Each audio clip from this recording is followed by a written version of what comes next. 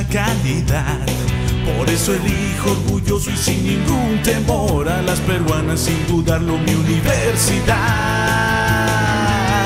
Mi universidad, a las peruanas, para ser profesional. Con su venia, señor rector de nuestra universidad, señores vicerrectores, señor doctor honoris causa de nuestra universidad, doctor Federico Caus Mandoy, distinguidas autoridades universitarias y administrativas de la Universidad de las Peruanas, Ciudad de Lima, y de todas nuestras filiales de la UAP en el territorio nacional y en el extranjero, señores directivos de nuestra entidad promotora.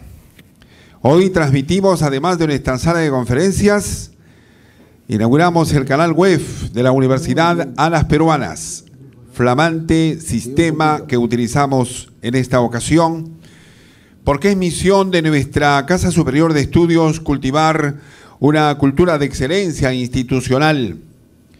Consecuentemente, esta mañana y todos los próximos martes de noviembre, nuestra universidad presentará a destacados académicos, doctores honoris causa de nuestra universidad para ofrecer teleconferencias presenciales y virtuales con temas de la mayor importancia. En la mesa de honor, presidiéndola, el señor rector de nuestra universidad, el doctor Fidel Ramírez Prado. Los saludamos con nuestro aplauso cordial.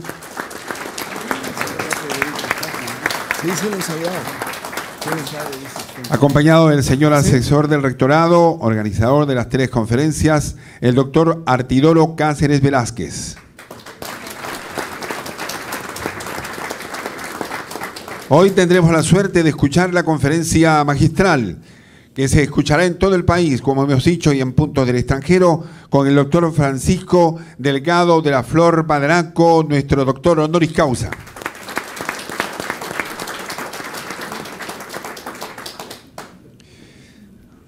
Asistidos por la doctora Nancy, el día de hoy estamos listos para ya contactarnos con el interior del país.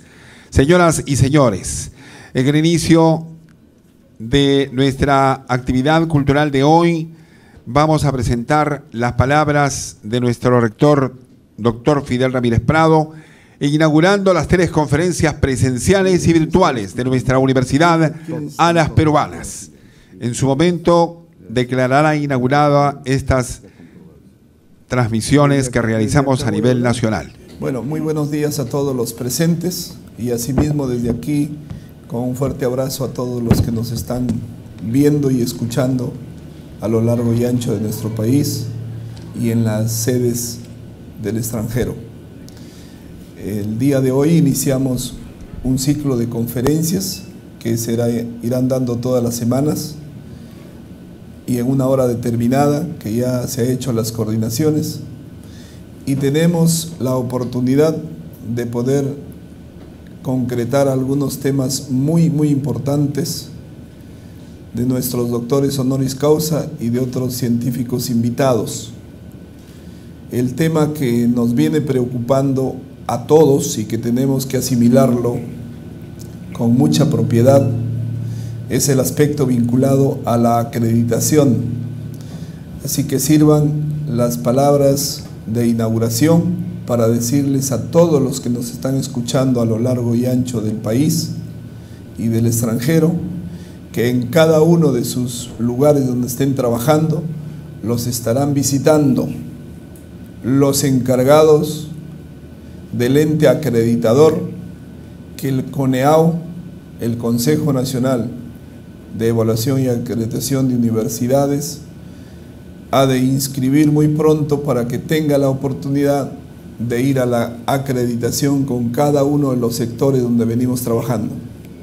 Debemos indicar también de que ya se les ha hecho conocer a cada uno de las unidades donde vienen trabajando el tema de la autoevaluación, y con ese inicio se tendrá la oportunidad de poder trabajar en este tema tan importante. Y en esa coincidencia feliz de mirar los temas de acreditación, nuestro primer invitado el día de hoy está justamente en temas vinculados a la acreditación universitaria en nuestro país. el ingeniero Francisco Delgado de la Flor Baradaco, como lo conocemos. Ha sido rector de nuestra hermana Universidad La Molina en 2 oportunidades. En 4 oportunidades, presidente de la Asamblea Nacional de Rectores, y acaba de salir de cumplir importantes servicios a la nación por 5 años del Consejo Nacional de la Magistratura, donde también ha sido su presidente. Y actualmente él está como miembro titular en el Consejo Nacional de Acreditación y Evaluación de Universidades, CONEAU, en representación del CEPLAN, del Centro de Planeamiento Estratégico del Perú. Y asimismo acaba de ser nombrado representante para el Perú como presidente de Virtual Educa Perú, para lo que significa la presentación de diferentes universidades e instituciones educativas en estos temas de educación virtual que se hace en Iberoamérica. El 24 y 25 del presente mes estaremos en un evento de educación virtual dirigido por la Universidad de las Peruanas en la Asamblea Nacional de Rectores. Por tanto, mi agradecimiento a cada uno de los señores miembros de la promotora con su presidente aquí presentes, a nuestros directivos y delegados de la cooperativa promotora a las peruanas, a nuestros distinguidos asesores y doctores honoris causa, a nuestros vicerrectores, decanos y directores, a nuestros profesores y funcionarios, y muy en especial a nuestros queridos alumnos, que en su representación de ellos estaremos pensando en nuestros 80.000 estudiantes. En consecuencia, me complace, reiterando el agradecimiento, inaugurar estos eventos y poder cederle la palabra a nuestro distinguido invitado. Muchas gracias.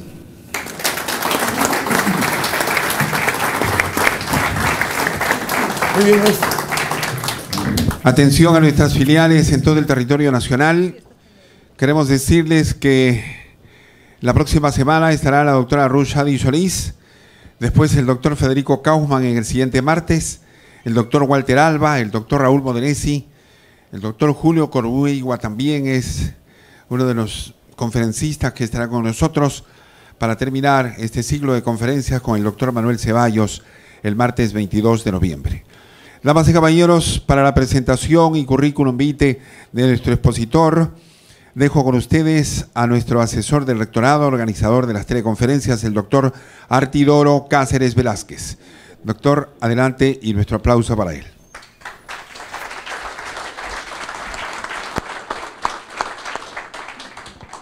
Señor rector, el doctor Francisco Delgado de la Flor es doctor honoris causa de la Universidad de las Peruanas, distinción honorífica otorgada el 30 de noviembre del año 2002 por resolución rectoral número 4470-2007. El expositor de hoy nació en Ica, Perú. Me voy a permitir complementar su currículo anunciado ya por el señor rector, porque en estas ocasiones no toda repetición es una ofensa. El título de ingeniero agrónomo, el grado lo obtuvo en la Universidad Nacional Agraria La Molina. Magíster Cienciae en el Instituto Interamericano de Ciencias Agrícolas Costa Rica y posgrado en Planificación Educativa en México. Ha sido presidente de la Asamblea Nacional de Rectores entre los años 2000 y 2004, rector de la Universidad Nacional Agraria La Molina entre los años 1994 y 2004, miembro del Consejo Consultivo del Ministerio de Agricultura y de la Comisión Nacional para la Educación del Ministerio de Educación, presidente del Consejo Nacional de la Magistratura entre los años 2006 y 2007, es asesor de múltiples empresas agrícolas, tanto nacionales como extranjeras, autor de artículos científicos y libros de su especialidad. Actualmente, el doctor Francisco Delgado de la Flor es gerente general de la Fundación Avanza Perú. Nuestra gratitud al doctor Delgado de la Flor por su presencia y su participación. Permiso.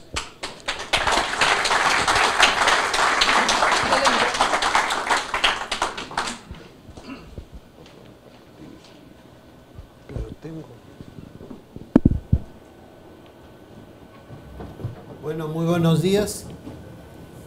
Doctor Fidel Ramírez, rector de la Universidad de las Peruanas, doctor Artidoro Cáceres, asesor del rectorado, doctora Nancy Victorio, señores vicerrectores, señores doctores honoris causa, señores decanos, señores profesores, alumnos y alumnas todos.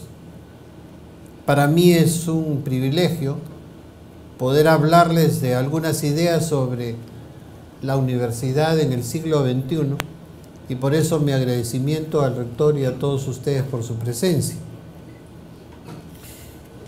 Yo comenzaré diciendo de que la universidad está cambiando y está cambiando por un hecho fundamental, la globalización. Me estoy refiriendo a nivel mundial. Quizás en el Perú todavía no lo notamos, pero este cambio que significa la globalización ha hecho que la universidad a través del mundo cambie. Es cierto que esta universidad, que hace unos 40 o 50 años iba derecho a una superespecialización. Yo recuerdo que salían especialistas en las alas de las mariposas, en las alas de los lepidópteros, o salían especialistas en la función de los suelos volcánicos para la agricultura. Ahora cambiamos. Ahora nos hemos vuelto una universidad que es mucho más receptiva, mucho más generalizada, y voy a explicar por qué esos cambios. Pero sin embargo, bien, ¿recuerdan ustedes que antes la enseñanza en las universidades era en base a cátedras y que cada uno era dueño de una cátedra? Y esa cátedra era casi hereditaria. Y el profesor venía, dictaba una cátedra y después le decía a alguno de sus alumnos o a alguno de los profesores que siguiera dictando y nunca más se aparecía. Pero también recuerda que las universidades eran un factor de ascenso social y también era una institución sumamente conservadora. Difícil cambiar sus estructuras. Y esas estructuras anquilosadas han permanecido a través de los años, quizás hasta 1940, 1950. Después de esto, en toda esta época hay un crecimiento muy lento de las universidades. La Universidad de San Marcos mantiene su número de ingresantes continuamente. No hay un crecimiento explosivo como sí lo hubo después. La investigación que se realiza es muy poca, es una investigación rudimentaria, quizás jalada por la parte médica, que es la que más investigación hizo, pero por las restantes facultades, que eran muy pocas, la investigación que se realiza es muy poca también. Una institución que siempre ha tenido una falta de recursos, y esa falta de recursos se refleja en que sus estructuras físicas eran antiguas, que había problemas en las construcciones, que no se construía más, que sus currículum de estudios no variaban, era totalmente anquilosada. Y los docentes no tenían ningún compromiso con la universidad. Eran docentes, como le decían antes, que venían a dictar una cátedra y después muchas veces ni se aparecían. Yo recuerdo que en San Marcos había docentes que tenían una oficina y nunca iban a la oficina. Y después se quejaban de que estaba sucia. Pero la persona que limpiaba decía, pero si no tengo la llave, ¿cómo entrar? ¿Cómo voy a limpiar? Eso era lo que ocurría en la universidad antigua. Ahora, ¿qué pasa? Tenemos una crisis de valores. Se habla mucho de que la universidad es el reflejo de la sociedad, y eso se refleja también en una crisis de valores dentro de la universidad y fuera de ella. Crisis de valores en que quizás porque el docente ganaba tan poco sueldo que tenía que recurrir a otros trabajos y dejaba la universidad de lado. Pero muchas veces esos otros trabajos se convirtieron en el mayor ingreso del docente y la universidad pasó a ser un cachuelo. Ahí hay una crisis de valores. Una crisis de valores que se refleja en la universidad por una lucha por el poder, por una lucha de cómo acomodarse dentro de la universidad. Y las universidades estatales tienen los mayores problemas porque ellas son los que tienen la mayor cantidad de docentes que pueden acceder a los cargos directivos. En cambio, si hablamos de las universidades privadas, el número de docentes principal siempre es bajo y todos tienen cargo, ¿no? Esta universidad ahora sigue conservando metodologías del pasado. La enseñanza es una enseñanza en la que el profesor expone y el alumno copia, o el profesor le da un libro para leer de ese curso y el alumno recibe el libro, tiene el libro, si es que lo llega a tener, y sobre eso estudia. O si no, se recurre a copias y esas copias son las que le permiten al estudiante pasar el curso. Pero muchas veces el curso pasó por el estudiante, pero el estudiante no pasó por el curso. Es una enseñanza que sigue siendo memorista. No hay un análisis en aula, hay un análisis que de repente hace el alumno fuera del aula, pero en grupos muy reducidos. La realidad es que no existe un análisis de los conceptos que se dictan en clases. Hay una despreocupación por desarrollar creatividad. Simplemente por la premura del tiempo, el docente dicta el clase, después se va, muchas veces no tiene ni oficinas dentro de la universidad y el alumno no tiene cómo desarrollar su creatividad. Y eso provoca una tendencia al facilismo. Apunto clases, apunto las notas, leo el libro, las copias que tiene el docente y ahí queda mi relación con ese curso en la universidad. No hay una entrega de documentos, no hay una entrega de informes, no hay una discusión de esos informes. Entonces, el docente simplemente se limita a dictar clases y esa es toda su actitud. Hay una nula relación entre universidad y sociedad. Ese es alguno de los cambios que se están produciendo, pero la relación entre la universidad y la sociedad no se da.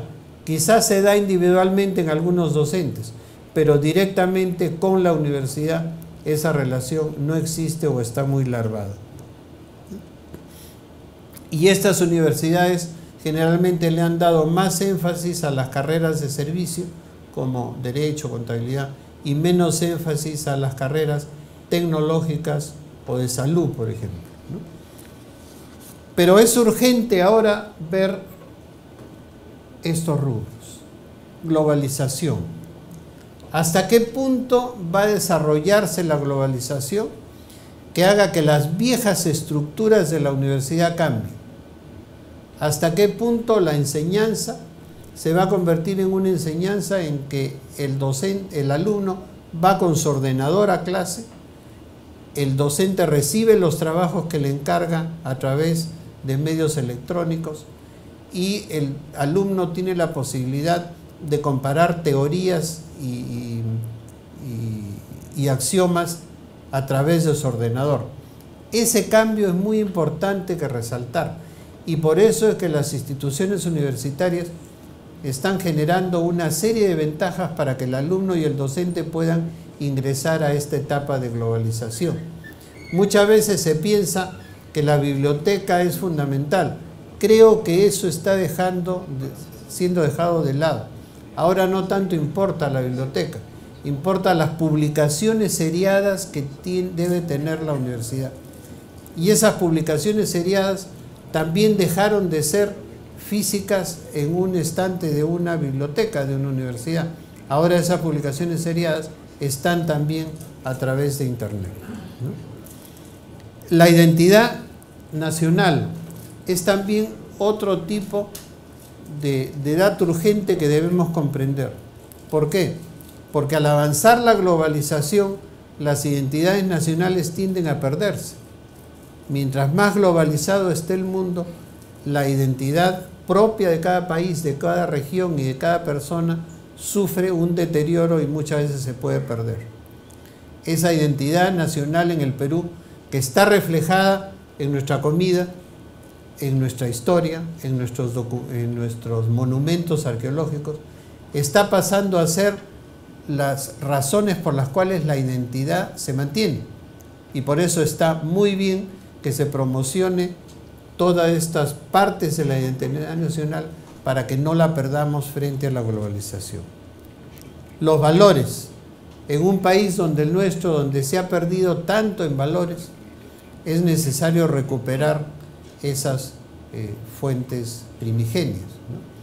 Ya en una conferencia de ejecutivos, los alumnos decían que una de las cosas que deben tratarse con mayor intensidad es una recuperación de valores, porque en buena cuenta los valores nos dan una forma de comportamiento y eso es importante que las mantengamos. Desarrollar espíritu crítico.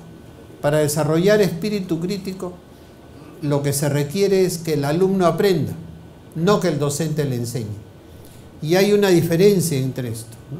Que el alumno aprenda es que el alumno busque su aprendizaje por sí mismo, con la guía de un profesor, de acuerdo, pero ya no ese profesor que va a ir a la clase, dicta la clase y dice chao y ahí quedamos, ¿no?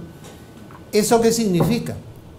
Que el docente universitario tiene que darle un mayor esfuerzo. Ya no es el docente que dicta clases, sino que al guiar al alumno le tiene que decir al alumno busca tal y tal cosa en su ordenador, vamos a hacer grupos, vamos a utilizar dinámicas de grupos, vamos a discutir, vamos a recibir documentos de ustedes para analizarlos en clase. Es decir, la función del profesor universitario deja de ser un profesor que solo dicta para convertirse en un guía del alumno. Y eso es lo que hace la diferencia en la educación actual y la educación anterior. El docente guía de la enseñanza, el alumno aprende y revisa los conceptos para decirle a su profesor, he leído tal teoría y eso es contrario a lo que dice en este libro, ¿qué pasa? ¿Qué sucede? ¿No? La nueva universidad, por eso, y parafraseando a Federico Mayor de la UNESCO, él indicaba que la educación es la fuerza del futuro. Y eso es muy cierto, ¿no? La educación es la que va a catapultar a la persona, le va a hacer buscar nuevos horizontes y al mismo tiempo va a hacer de que esa persona en su universidad catapulque a la universidad, ¿no? Entonces, la fuerza del futuro es la educación. Y por eso es que los países deben buscar que su educación se desarrolle lo más posible, que su educación sea una educación creativa, con aprendizaje, es decir, todo lo que hemos venido diciendo hasta ahora. Recuerden esa frase, fuerza del futuro.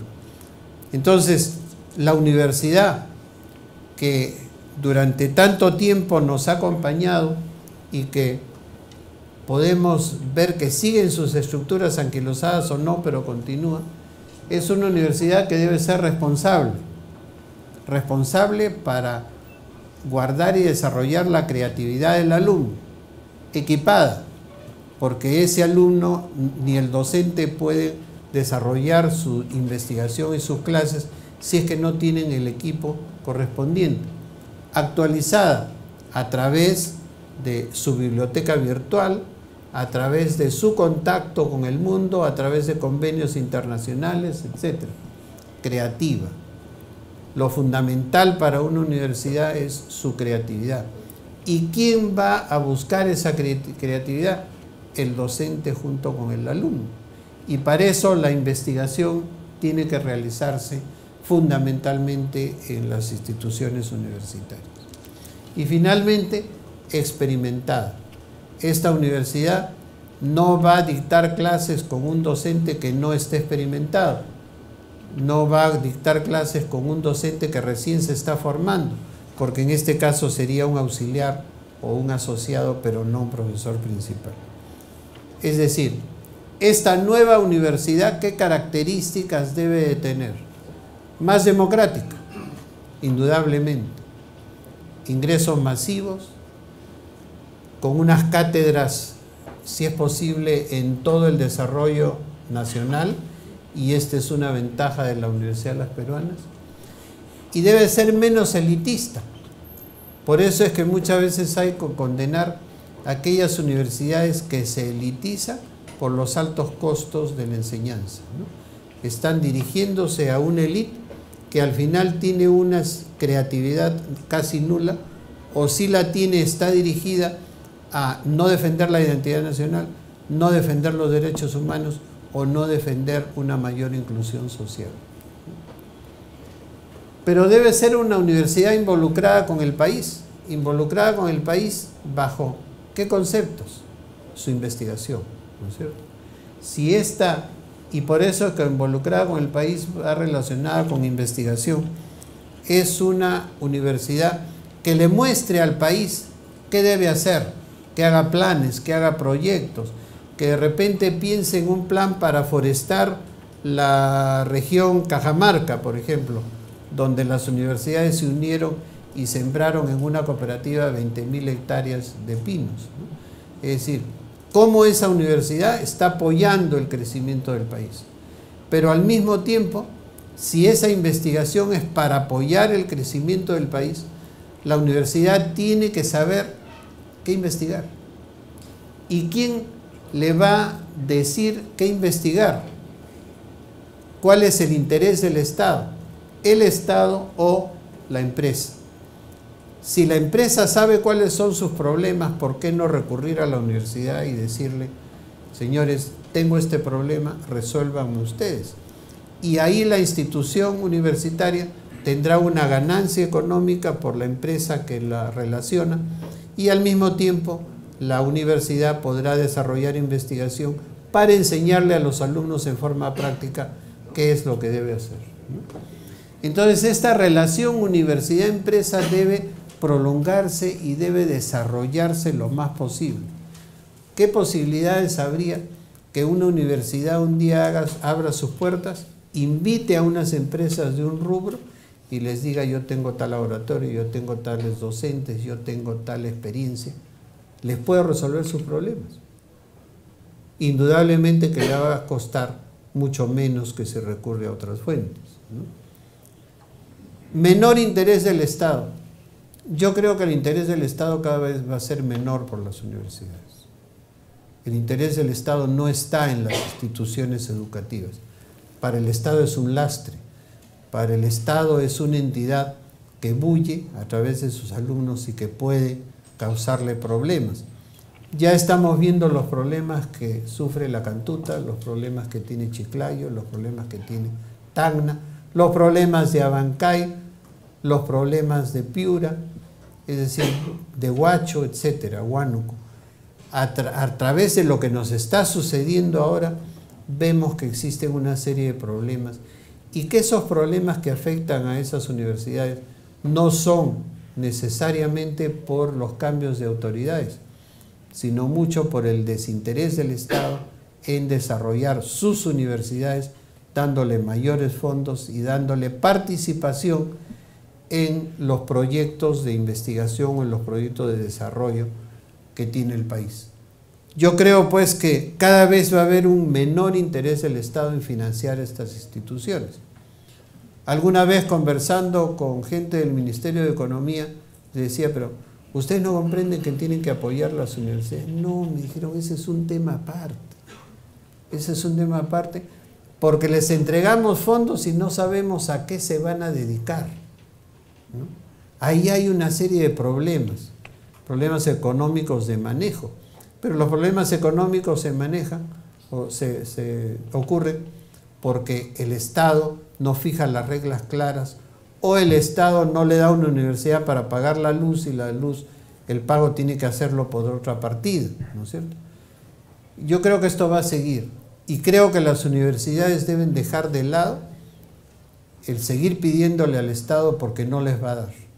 Creo que las universidades, en este caso, esta nueva universidad que les estoy propugnando, debe desarrollar sus propias fuentes de recursos Y esas fuentes de recursos son a través de proyectos, a través de inversiones, a través de los bancos, a través de instituciones internacionales y convenios exteriores, etc.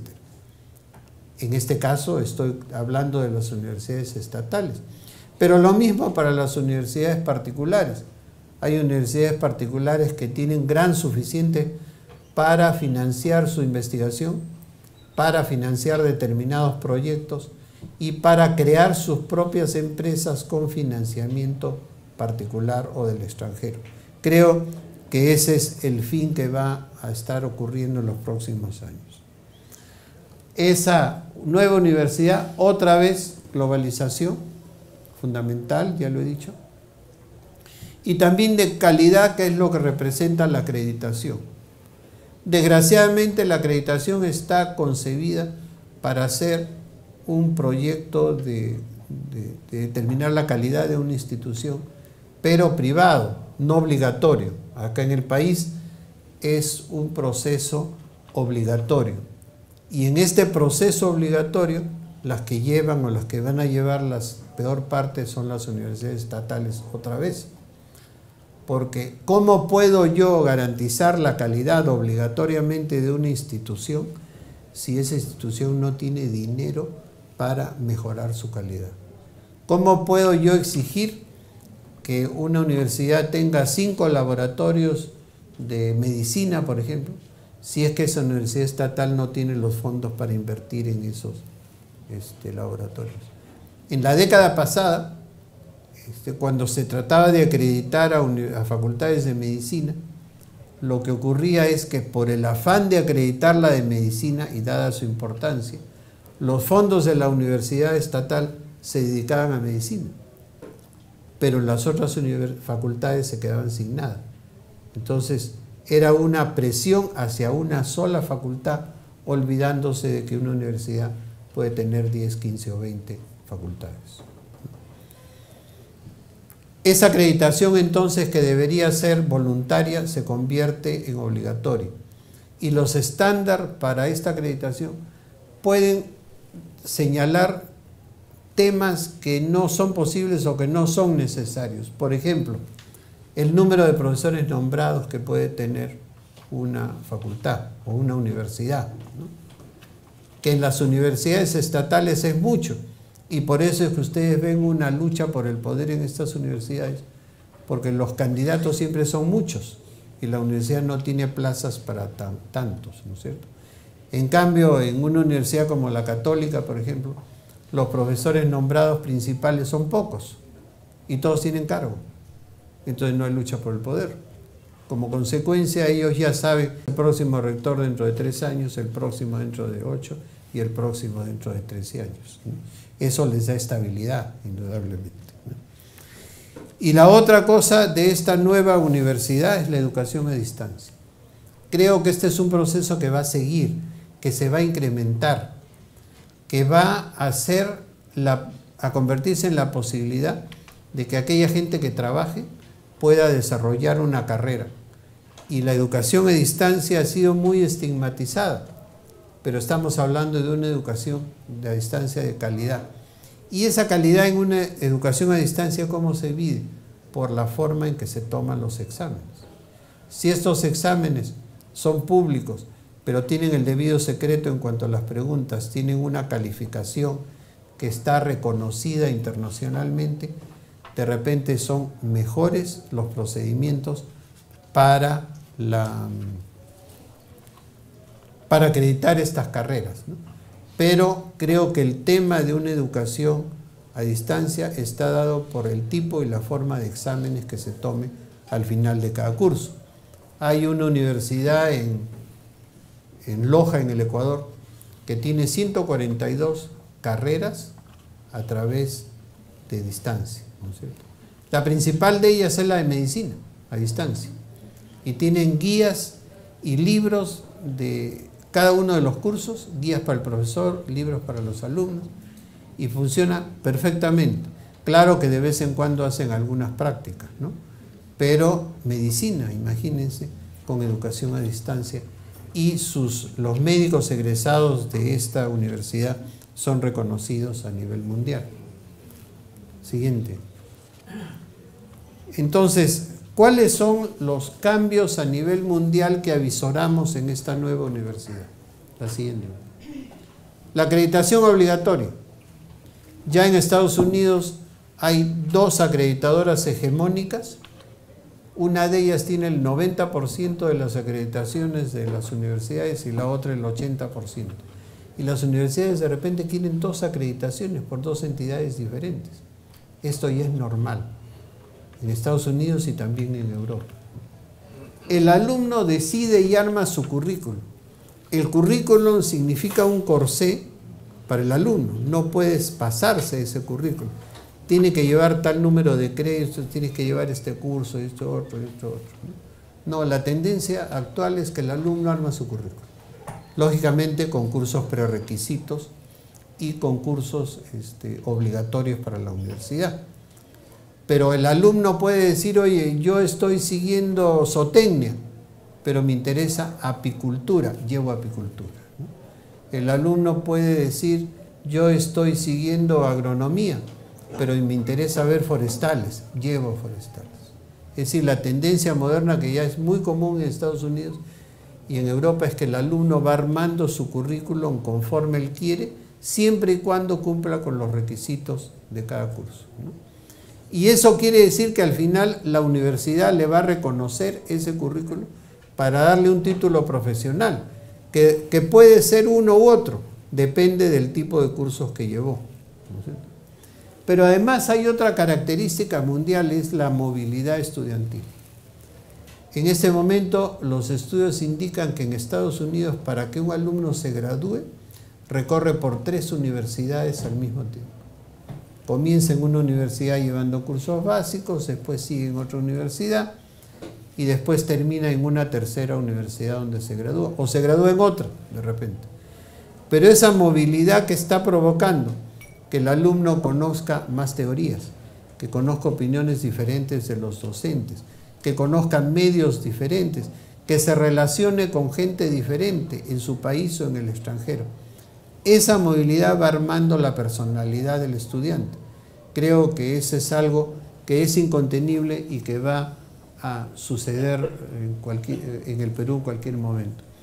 Y en este caso, la Universidad de las Peruanas tiene una especial ventaja, porque su movilidad puede darse entre filiales, porque los currículos son los mismos, ¿no es cierto? Entonces hay que aprovechar eso para que el alumno pueda comenzar a estudiar en Lima de repente y el 4º semestre irse a Arequipa, porque los cursos van a ser lo mismo y va a haber convalidaciones. Esa movilidad es muy importante, señor rector, que pueda tomarse en cuenta para los alumnos de esta universidad por las filiales y los currículos iguales que tienen. El hecho de facultades. La facultad es un organismo administrativo. Lo único que debe hacer es manejar currículum. Y ella es la que debe decir, este es el currículum y se cumple en esta forma y matricular a los alumnos. Pero la base ahora a nivel mundial está en el departamento. Porque el departamento agrupa docentes, el departamento califica docentes, el departamento maneja sus laboratorios a través de los docentes, ¿no es cierto? Entonces una estructura departamental donde los docentes puedan unirse y discutir en su especialidad o firmar un acuerdo o trabajar en conjunto con otro departamento, por ejemplo un departamento de química con un departamento de suelos que maneja la química de los suelos, ¿no es cierto? Por ejemplo, un departamento de, disculpen que hable de la parte agrícola, que es la que más conozco, pero un departamento de fitotecnia donde ven cultivo de arroz, junto con un departamento de enfermedades del arroz que pueden compenetrarse. Pero los especialistas están en los departamentos, los especialistas no están en las facultades. Y por eso es que en Alemania se decidió ya hace varios años que la Universidad de Berlín, que es un monstruo, recuerden, enorme, ¿no es cierto?, solo debería tener 6 facultades. Y la Universidad de Berlín le pidió al Bundestag, nos permite 7, le dijeron no, 6 nomás.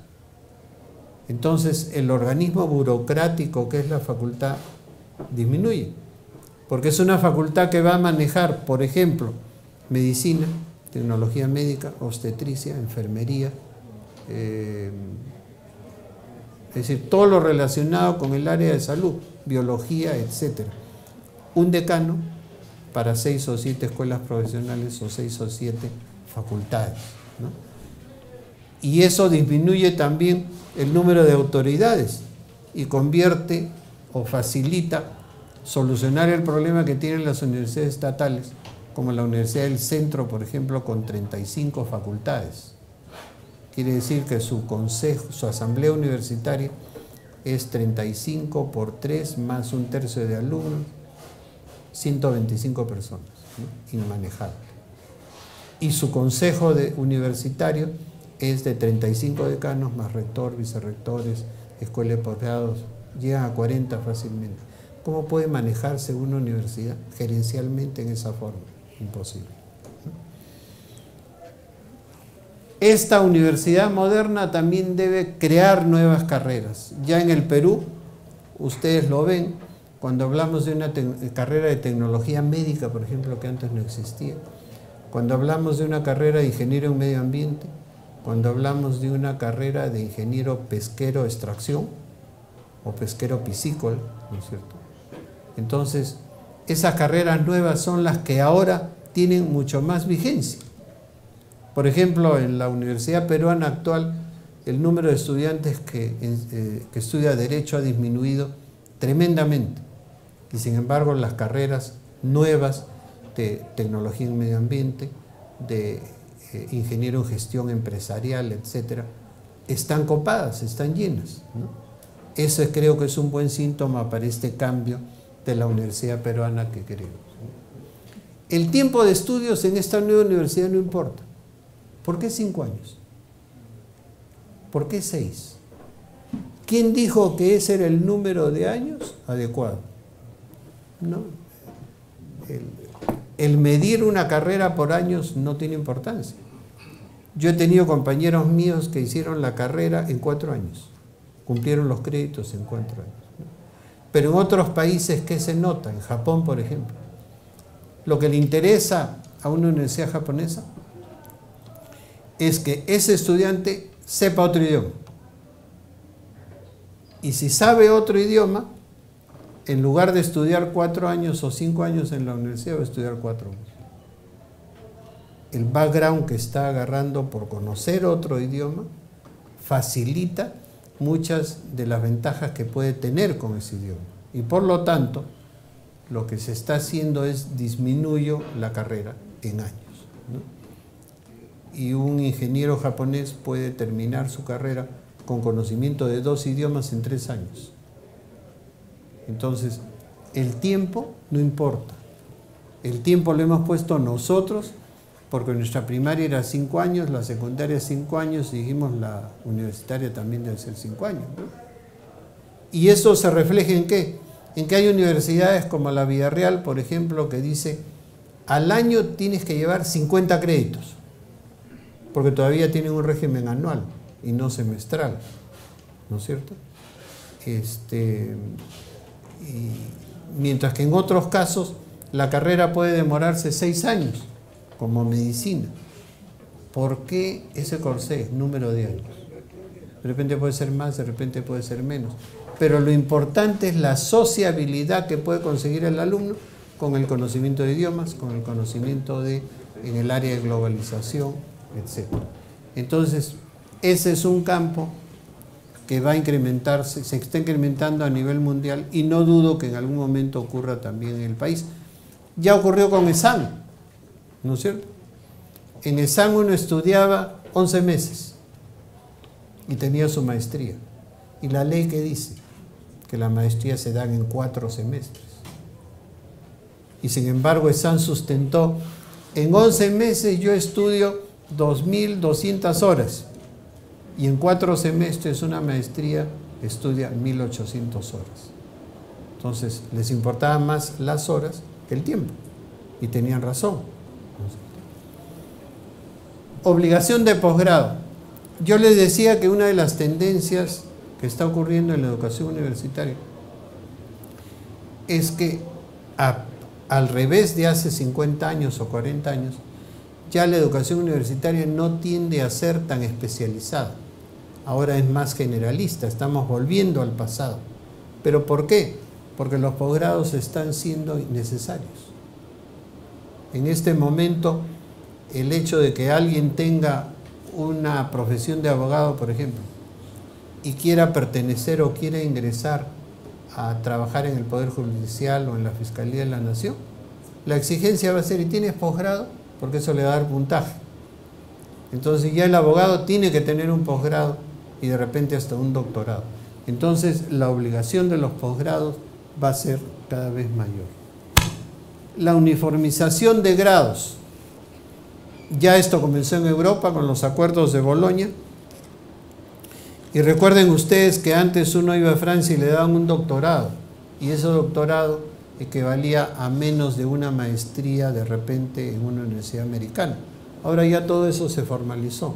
El doctorado en primer grado, en segundo grado o en tercer grado de Francia ya está a través de la Comunidad Europea uniformizado en el número de años y cuándo lo deben llevar, ¿no? Entonces esa uniformización de grados también se va a producir en esta universidad moderna. Ahora, ¿qué debemos hacer para mejorar y encontrar nuevas direcciones para encarar el reto que significa una universidad moderna?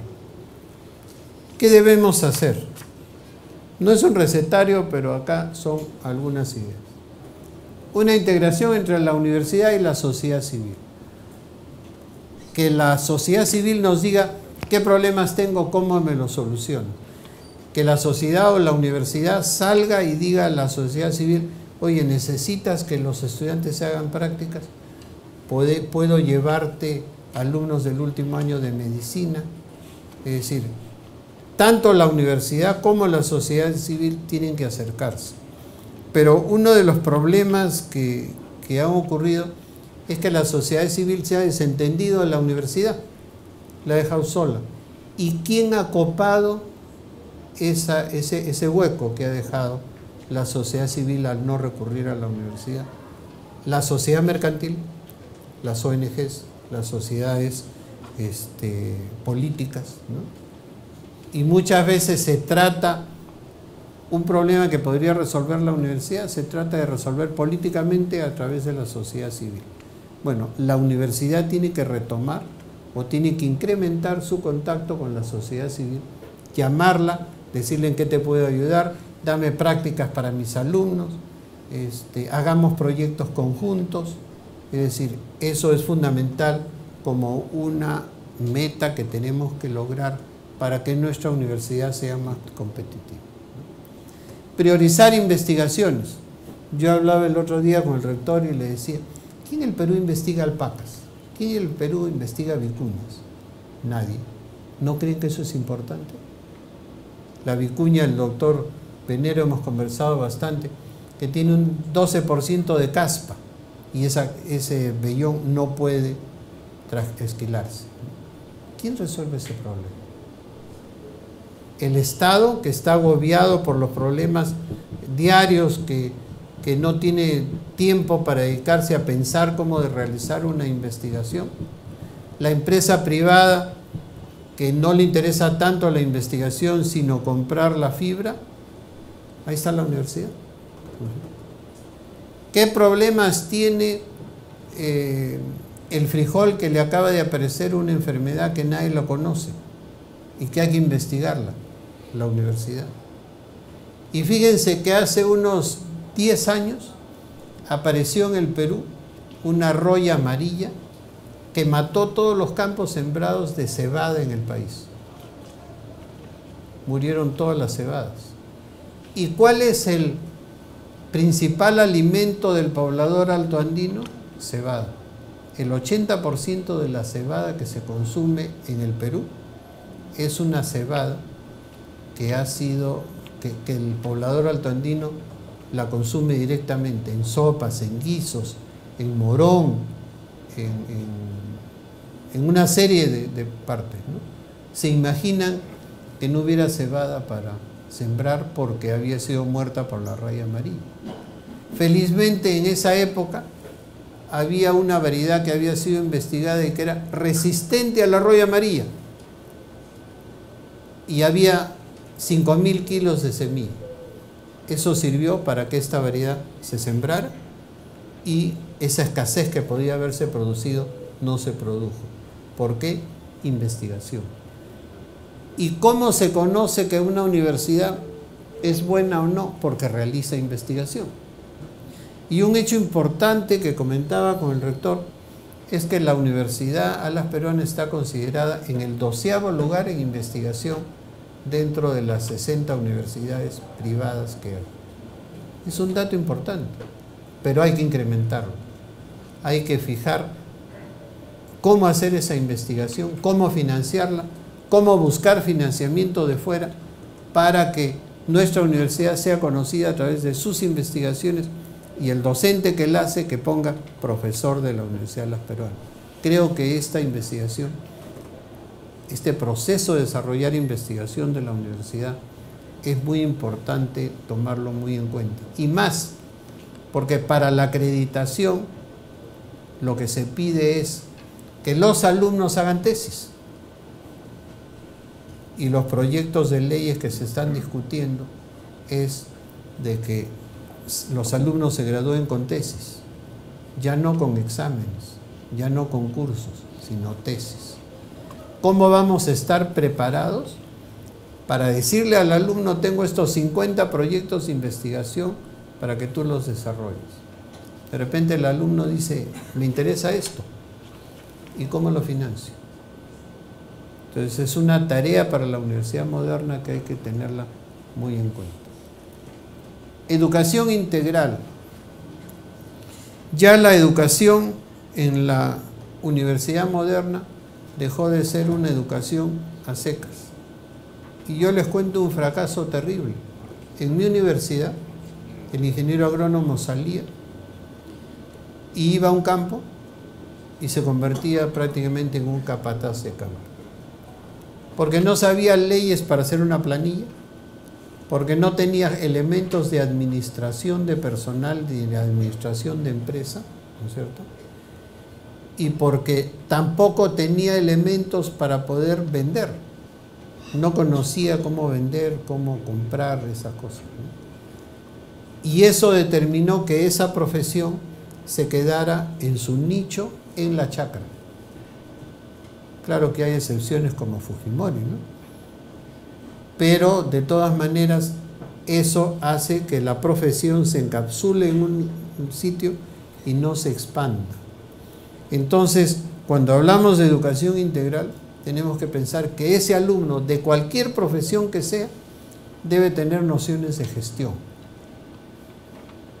Es decir, un agrónomo, un biólogo, un enfermero o un obstetra debe saber de gestión, debe saber cómo administrarse, cómo planificarse, cómo desarrollar su negocio. Y para eso la universidad tiene que darle esas herramientas.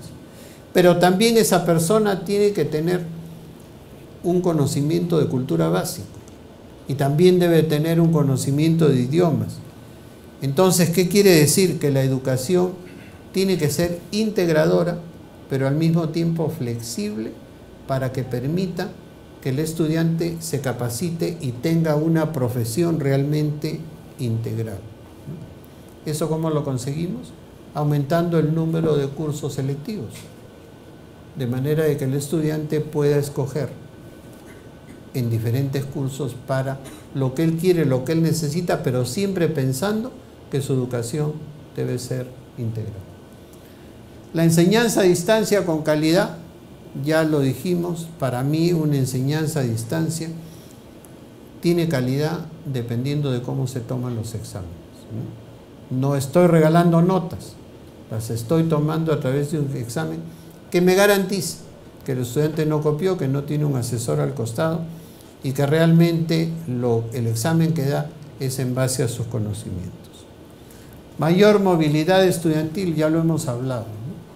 El estudiante, mientras más se movilice, captará mejor las cosas, conocerá mejor diferentes hábitats, desarrollará su personalidad, etc. Más cursos modulares y terminales. Un científico no tiene tiempo para quedarse en un ciclo de 16 semanas en una universidad, pero sí tendría tiempo para desarrollar el curso de su especialidad durante 15 días, a tiempo completo, o 4 horas diarias, 5 horas diarias. Entonces, esa educación moderna nos permitiría que ese docente sea un docente itinerante, porque va a venir a otro país o a otra universidad en la época en que no tiene cursos en el suyo. Entonces puede dictar su curso corto a través de una educación a distancia, como en este tipo de conferencia, y así agilizar la forma de enseñanza y darle noticias más modernas sobre esa especialidad al alumnado. Y formación en posgrado, cada vez más especializada y mejor, porque eso va a hacer que el docente sea mucho más importante y ejecutivo al dictar las clases. ¿Qué hacer para mejorar el manejo de una universidad? Como ya lo he dicho, fortalecer la investigación es para mí prioritario en ese caso. Menos burocracia, y con esta disminución de facultades de repente tenemos menos burocracia. Más gerencia que planifique, que estructure la institución, que planifique desde la parte física hasta la parte de equipamiento, ¿no? Yo el otro día, en esta función que tengo en la Villarreal, veía que uno entra a un local y tienes un edificio de 5 pisos, al costado uno de 2 y al costado uno de 1, ¿no? Que no hay patios. No planificaron ese desarrollo de su ciudad universitaria. Y un gerente tiene que comenzar por eso. Más integración dentro de la universidad, integración de docentes, de alumnos, de empleados, ¿no es cierto? Y yo creo que cada universidad, con sus especialidades, puede lograr esta interacción. Por ejemplo, algo muy importante son estas reuniones anuales que hace la Universidad de las Peruanas en Pachacamac, donde se reúnen 15.000, 20.000 alumnos. Ahí se está logrando una integración que significa un cariño por su institución y una defensa de su propia entidad. Más globalización siempre. Que cada alumno pudiera ir a su clase con una laptop sería ideal, ¿no? Si no es así, ¿en qué manera la universidad puede ayudarlo? ¿En qué manera la universidad puede dictar clases muy virtuales para que el alumno las capte o para que tenga un ingreso directo a teorías en otro mundo, en otro país? Búsqueda continua de calidad también, ¿no? Y esto a través de la acreditación, que ustedes saben que la acreditación no es una sola etapa, sino es continua, ¿no? Y por lo tanto la calidad tiene que conservarse en forma continua también. Mayor identificación institucional, ¿no? Que es también parte de la integración dentro de la universidad. Pero el alumno y el docente debe entender que el estar en una universidad es para él un privilegio, es una elitización, ¿no? El poder estudiar una carrera universitaria. Y por lo tanto debe identificarse con su universidad a través de una serie de ambientes y una serie de formas que puede manejar la universidad. Mayor certificación docente a través de los posgrados, en que una universidad no permita que docentes que tengan por lo menos maestría enseñen cursos, creo que es bastante importante, ¿no? Está certificando la calidad del docente y por ende la calidad de la universidad. Menos intervención del Estado para universidades estatales, yo creo que es el futuro y es lo que debería lograrse, ¿no? El hecho de que uno recurra al Estado para lograr mayores fondos está comprometiendo a esa universidad con el gobierno de turno, ¿no? La universidad debe poder desarrollar mecanismos para lograr sus ingresos propios y para recurrir a entidades de fuera o dentro del país que le den dinero para poder solventar sus necesidades. Pero no necesariamente siempre el Estado, Entiendo que el Estado tiene una obligación con la institución, pero desde el momento en que esa obligación se convierte en un atarla de manos por ganar, porque le den un poquito más de dinero a través del gobierno de turno, ya está desmereciendo el nivel de la universidad. Y finalmente, aprender, no enseñar. Esa es la universidad que debe funcionar y que avisoro en estos casos. He dejado para el último algo importante. Para mí la universidad la hace el docente. Esa universidad puede no tener alumnos o puede tener muy pocos, pero el docente es el que prestigia la universidad. El docente es el que escribe un libro y dice fulanito de tal, docente de tal universidad. El docente es el que hace investigación y la publica, con el apoyo de los alumnos ciertamente. El docente es que tiene que enseñar bien.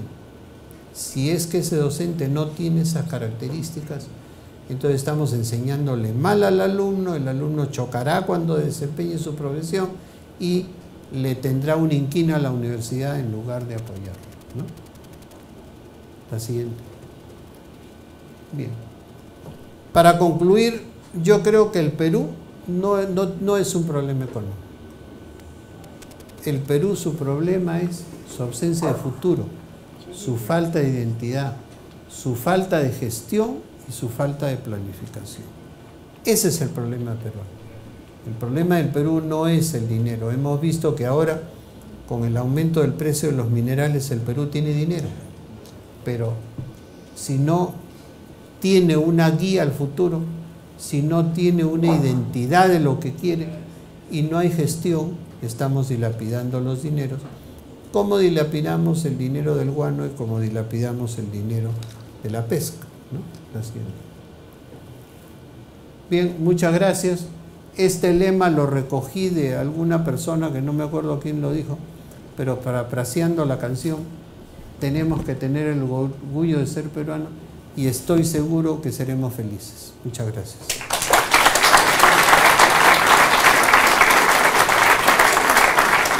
Gracias y felicitaciones al doctor Francisco Delgado de la Flor Badraco por valiosa intervención. Si tuvieran algunas preguntas que formular al doctor Delgado de la Flor Badraco, les vamos a agradecer. Estamos con nuestra filial en Ica, desde Ica, que conduce el doctor Edgar Núñez Román como vicerrector. Adelante, Ciudad de Ica. Muy buenas tardes. Primero darle el saludo al doctor Fidel Ramírez Prado, nuestro rector de nuestra universidad, y al mismo tiempo también agradecer al expositor, al doctor Francisco Delgado de la Flor, por haber tenido una gran exposición muy puntual. Y tengo una pregunta que hacerle. ¿Qué porcentaje de universidades a nivel nacional vienen aplicando la nueva tendencia de una universidad nueva del siglo XXI? ¿Y con qué problemáticas mayores se han encontrado? Gracias. Yo expliqué que algo fundamental en la universidad moderna es la función del docente y cómo el docente se expresa frente al alumno. Ha habido varios intentos, sé que en San Marcos, sé que en la misma Las Peruanas, sé que en la Agraria, ha habido varios intentos, pero han sido intentos aislados de los docentes porque no le dedican tiempo y van más al facilismo que yo les indicaba, de simplemente dictar la clase e irse, ¿no?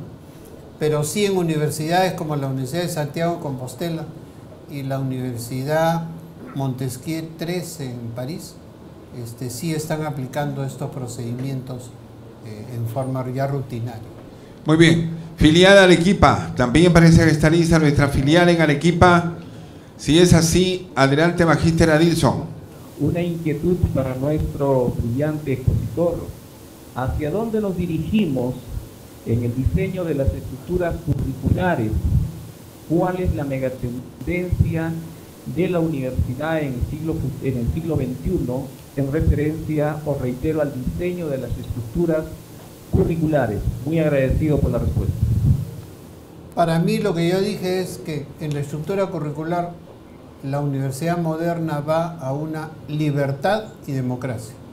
Libertad para que el estudiante escoja los cursos que va a llevar, siempre respetando los requisitos, y democracia para que se le dé la libertad y los alicientes necesarios para escoger su propio camino. Esto quiere decir que la universidad tiene que ser más flexible en su currículo, quiere decir que la universidad tiene que aumentar sus cursos selectivos y quizás el poner cursos obligatorios de universidad y obligatorios de facultad para cada carrera bastaría, y dejar a libre albedrío del alumno las especializaciones que quiera. Esa es la idea. En nuestra filial ICA había una nueva interrogante. Adelante, ICA. Una vez más, quiero hacerle una pregunta. En una de las diapositivas vemos, somos realistas, en saber que el Estado tiene poco interés en cuanto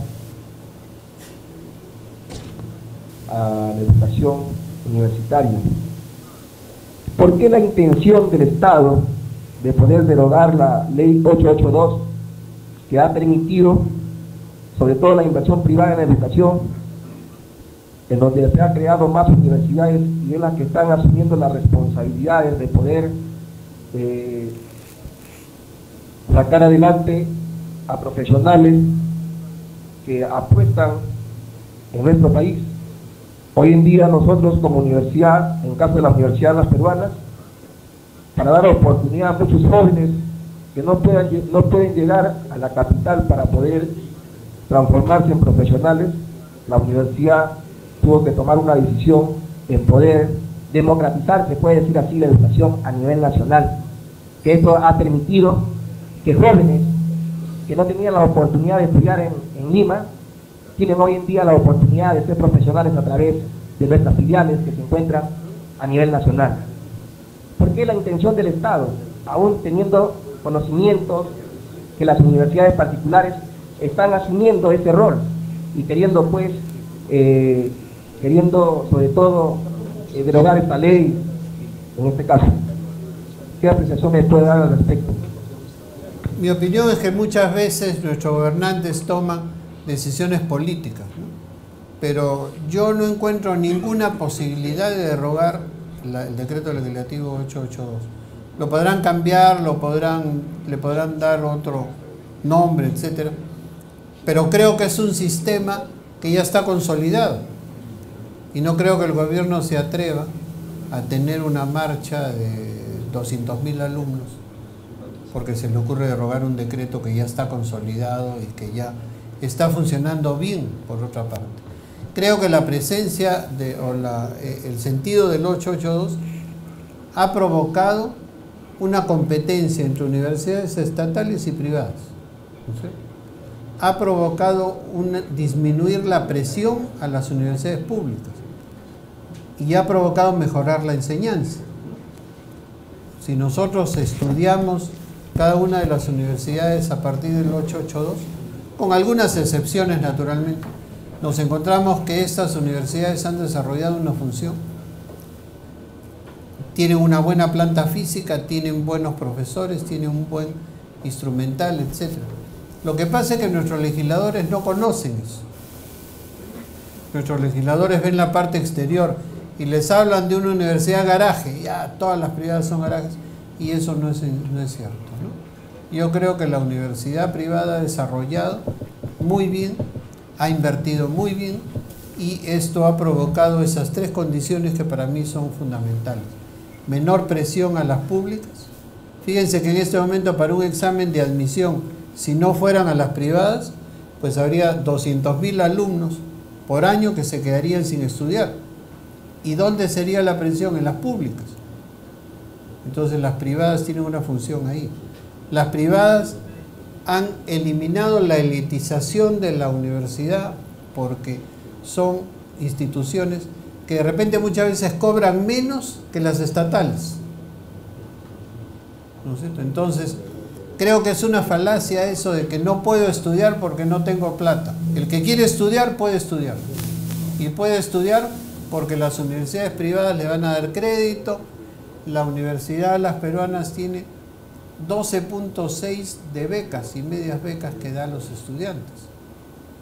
Otras universidades están en 3%, en 5%, en 8%, ¿no es cierto? Entonces, la verdad es que nadie se queda sin estudiar si quiere estudiar. Eso de que no puedo estudiar porque no tengo plata, no es cierto. Incluso hay universidades que le van a dar al estudiante estímulos y dinero para que se mantenga. Eso es como que alguien quiera seguir una carrera universitaria o un posgrado y decida ir a Francia. El posgrado en Francia le va a costar más barato que en el Perú. Un posgrado en Francia les cuesta $500 mensuales. ¿Y esos $500 qué contiene? $240 para enseñanza, $240 para habitación y alimentación, y $20 para que se divierta. Que no alcanza para mucho, ¿no es cierto? Pero yo quisiera contarles el caso de un estudiante peruano que se fue al Japón. A los 3 años aprendió japonés, ¿no es cierto?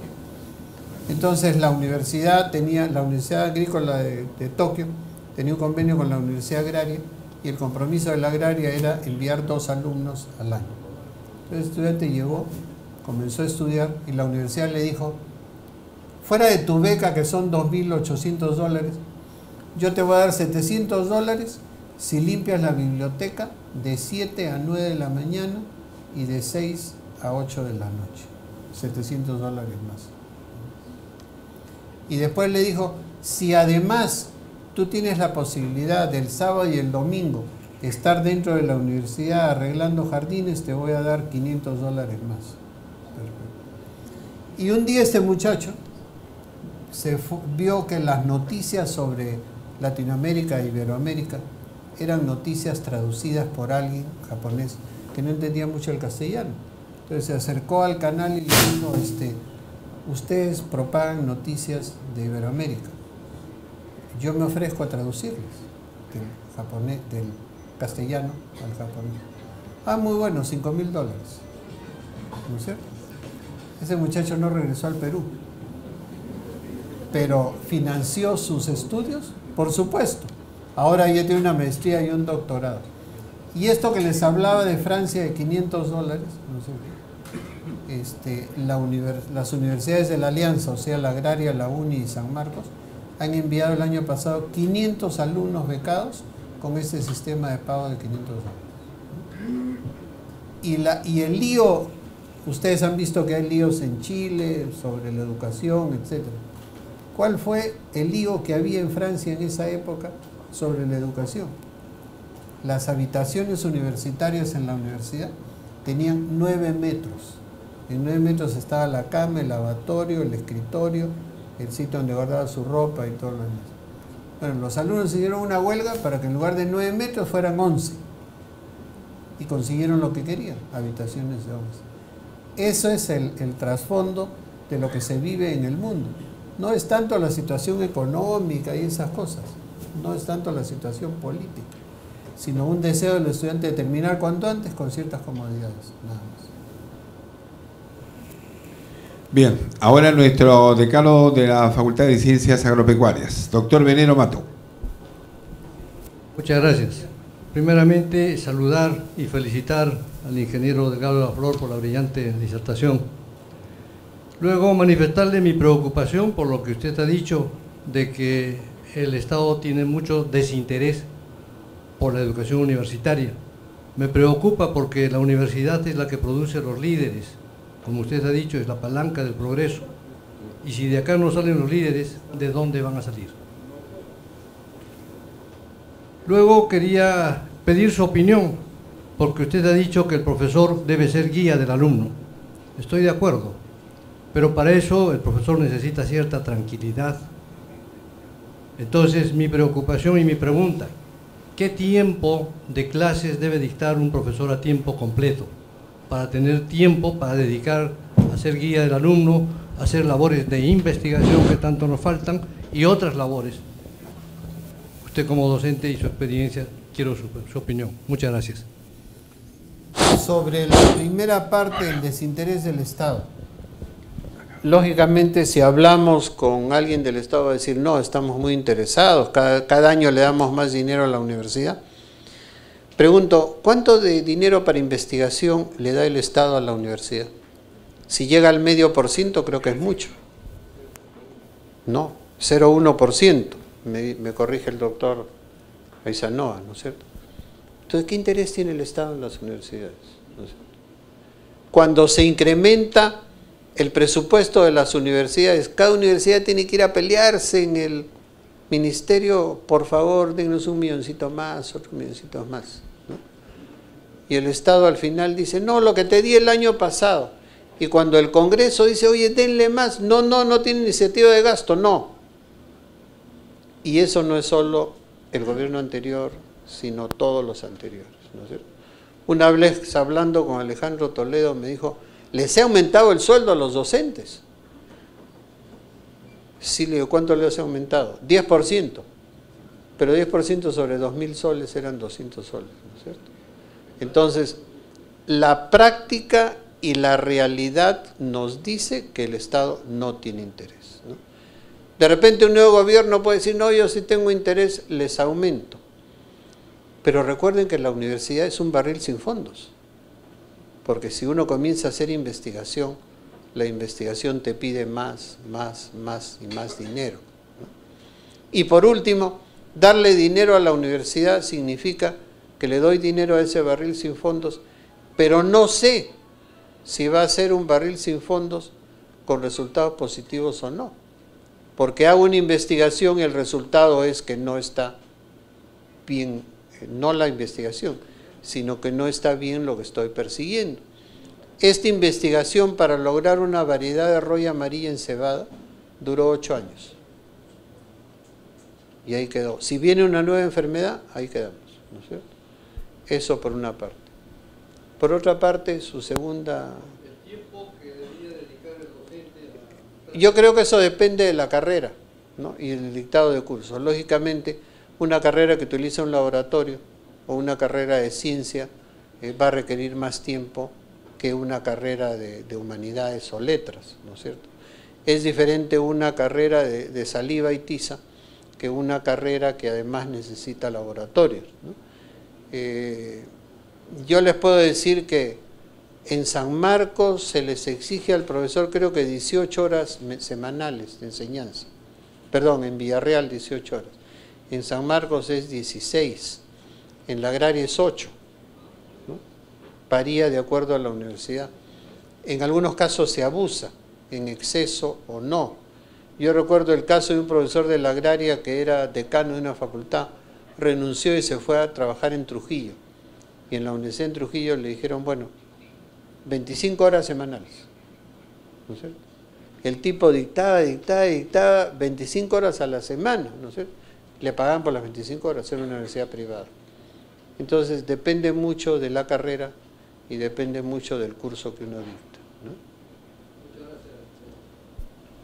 Agradecemos al doctor Delgado de la Flor Badraco por su brillante exposición. Vamos a culminar esta cita cultural académica con las palabras y el reconocimiento de nuestro rector, el doctor Fidel Ramírez Prado. Bueno, quiero hacer llegar mi agradecimiento a nuestros colegas que en 87 lugares, porque tenemos las conexiones a través del internet, que nos han podido escuchar esta mañana, ya casi para la tarde, como estamos pasando en el tiempo. Manifestarles asimismo que los días martes a las 12 horas, tanto en las filiales a través del vicerrector, como aquí en Lima, el vicerrector académico y el jefe de personal, debieran tener presente a todos los docentes y funcionarios que tienen cargos de niveles de vicerrector, decanos, directores, secretario general y los funcionarios, a fin de que se aprovechen estas cátedras que se están dando a través de los martes, que va a ser a partir del próximo martes a las 12 horas. Asimismo, incentivados por esta conferencia, que felicitamos a nuestro querido amigo el doctor Francisco Delgado de la Flor Baradaco, y nos queda la tarea pendiente por temas muy importantes, como se ha venido viendo, como es el tema de investigación, de acreditación, de los cursos a distancia. Felizmente que vamos en buen camino, como todos conocemos, de la obligatoriedad de que nuestros docentes tengan su maestría y caminen hacia el doctorado. Y para nuestros alumnos, en breve plazo estaremos ya organizando la movilidad estudiantil. La Dirección General de Aviación Civil, que está inspeccionando nuestro avión de 43 pasajeros, ya está casi listo y tendremos la oportunidad de que un aula completa pueda salir a provincias y al mismo tiempo de provincia pueda venir a Lima, para que se puedan hacer estas movilidades y se tenga muy presente el desarrollo de lo que está sucediendo en cada carrera en nuestro país, porque es muy diferente muchas veces las facilidades que se encuentran a nivel de una profesión en Lima como en provincias, y la tendencia debe ser buscar que se superen ambas. Por ejemplo, hemos tenido la oportunidad en Abancay de encontrarnos con el presidente regional y se quedó sorprendido de una cosa tan simple, tan elemental: la presencia de nuestros alumnos de hotelería y turismo perfectamente uniformados y con los modales adecuados, atendiendo, por ejemplo, una ceremonia. Y él decía, qué bonito sería que esto se irradie a los pueblos del interior de Apurímac, en donde encontramos a veces personal atendiendo en los restaurantes hasta sin zapatos o sucios. Miren ustedes cómo es que logramos de que efectivamente a través de la educación, de la profesionalización, las cosas cambien. Esto es de gran ayuda, pero tenemos que hacer el esfuerzo todos. En casi todas las universidades,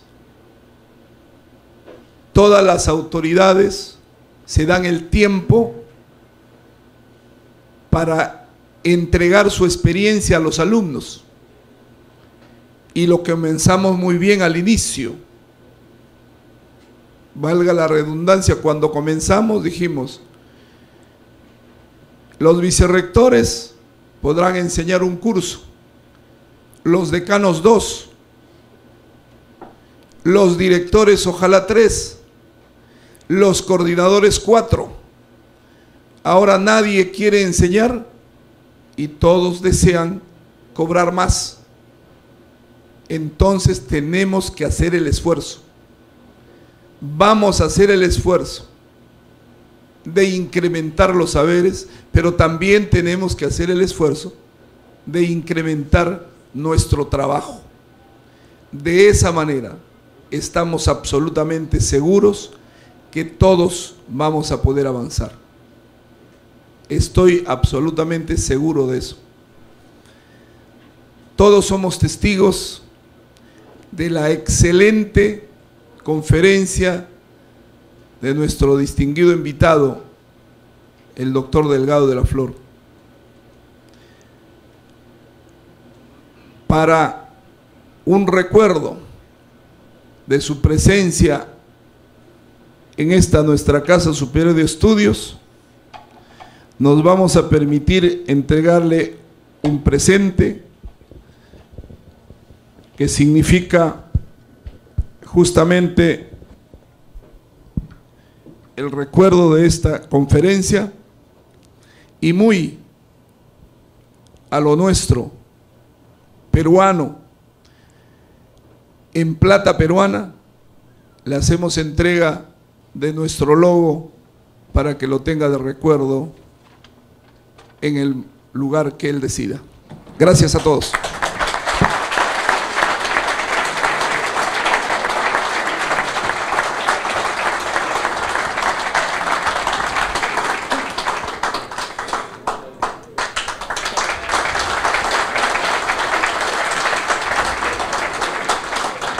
Mi agradecimiento a todos ustedes, hasta el próximo martes a las 12 de la mañana, y especialmente nuestra bienvenida a nuestro distinguido invitado, el científico y arqueólogo Federico Kaumandoy, que recién se ha reincorporado, que estuvo como embajador de Perú en Alemania. Gracias, hasta luego.